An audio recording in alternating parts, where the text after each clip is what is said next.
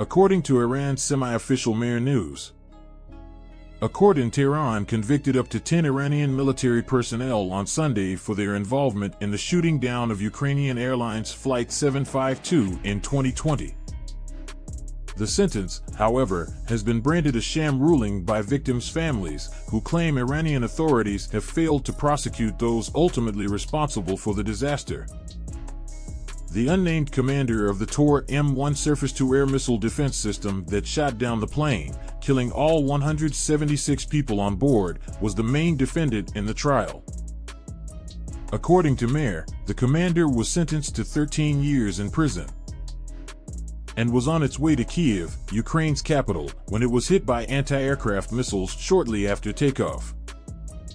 Days later, Iranian authorities admitted that the plane was shot down by mistake by the Islamic Revolutionary Guard Corps Aerospace Force after an air defense operator misidentified it as a cruise missile. According to the final verdict issued by the Tehran court on Sunday, the passenger plane was shot down due to human error. According to Mehr, the commander fired missiles at the civilian aircraft twice, contrary to the order of the command post and other instructions, according to the court. According to Mehr, the other defendants found guilty were air defense post personnel. The Association of Families of Flight PS-752 Victims, an international group seeking justice for those killed, issued a statement on Sunday stating that the families of the victims never recognized the Islamic regime's court as a legitimate tribunal.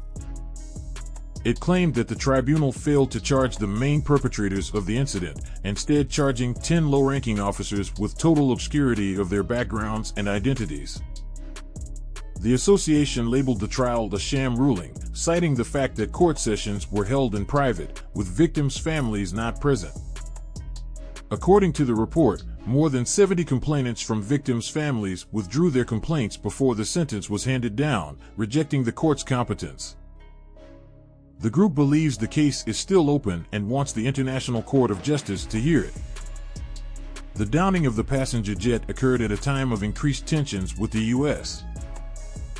just hours after Iran launched ballistic missile strikes on a U.S. base in Iraq in retaliation for the U.S. drone killing of Iranian Quds Force commander Qasem Soleimani.